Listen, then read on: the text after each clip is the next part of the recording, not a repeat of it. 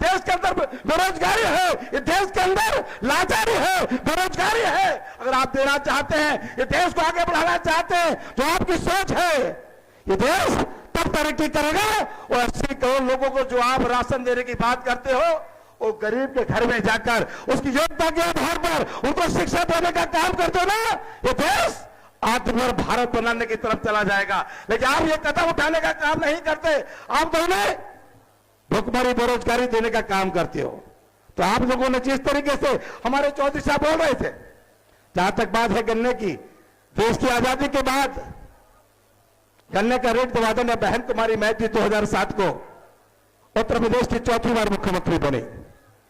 गन्ने का रेट 129 रुपए क्विंटल हुआ करता था।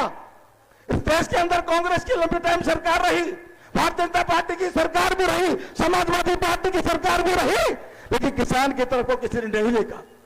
आदरणीय बहन कुमारी मैत्री की सरकार बनी तो बहन जी ने कहा, किसान ही देश, हमारा देश कृषि प्रधान देश के नाम से जाना जाता है। इस देश के अंदर किसान मजबूत होगा तो सर समाज को साथ मजबूत की तरफ ये देश कदम आगे बढ़ाने का काम करेगा।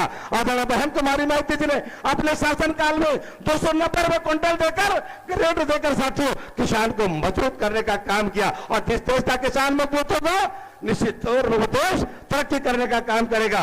अंत में ज्यादा ना कहते हुए आप लोगों से यही कहना चाहता हूं, ये आप बिजनौर जो लोकसभा है 2019 में जो मोदी जी गुजरात से आंधी लेकर निकले थे, जहां चुनाव हो रहा था, सब जगह जब काउंटिंग हो रही थी मतगणना में, सब जगह भारतीय जनता पार्टी अपना परचम लहराने का काम कर रही थी।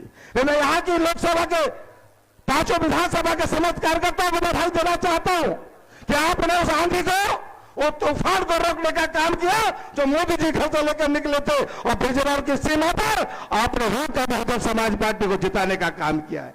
तो मैं आपसे कहना चाहता हूं कि चाहे किसी की भी आंधी हो, इस लोकसभा में भाई चौधरी बजेंद्र सिंह की गुजरात की आंधी को यहां पर ही नहीं बल्कि उत्तर प्रदेश की सीमा पर आप लोग मिलकर उसे रोकने का काम करें। और उत्तर प्रदेश में आदरणीय बहन कुमारी मैत्री जी 80 सीटें हैं, अधिक से अधिक जिताकर आदरणीय बहन कुमारी मैत्री जी हाथों को मजबूत करें और देश के अंदर आदरणीय बहन कुमारी मैत्री जी ये देश के प्रधानमंत्री बने। ऐसा मैं आप लोगों से कहना चाहता हूं।